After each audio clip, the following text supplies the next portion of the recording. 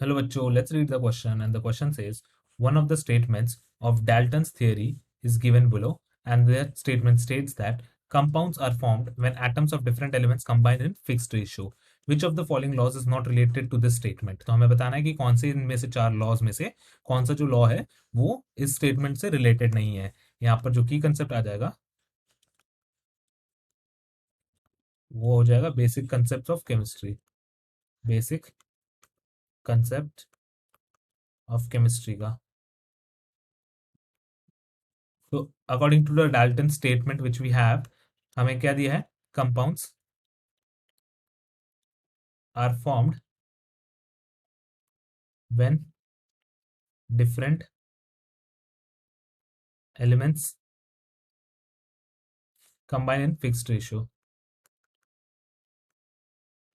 Fixed ratio, तो जहां पर भी एलिमेंट्स, कंपाउंड्स और फिक्स्ड रेशियो की बात आती है तो वो कौन से लॉ जो स्टेटमेंट डिफाइन करेंगे वो हो जाएंगे statement will relate to statement related with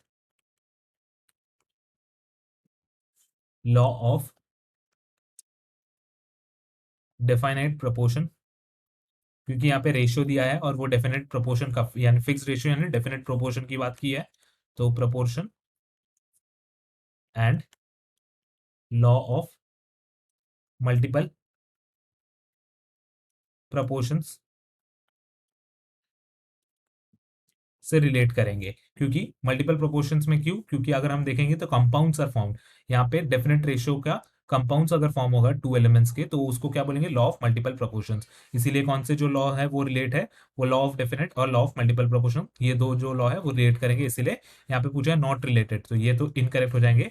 and the correct answer would be option number 1, that is law of conservation of mass and Avogadro's law. So इसे हम करेक्ट कर लेंगे। And why this is correct? Because अगर हम Avogadro's law की बात करेंगे जो है ऑप्शन नंबर 4 में, in the case of Avogadro's law, it is basically related to the number of molecules of the different gases, where law of conservation of mass states that the total mass during the reaction is conserved.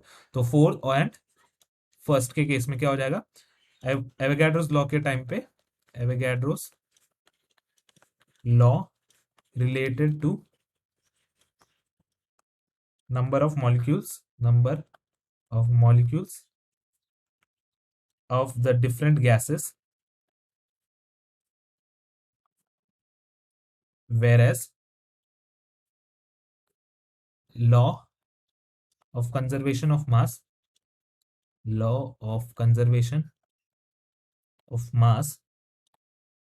states that total mass during a reaction is conserved.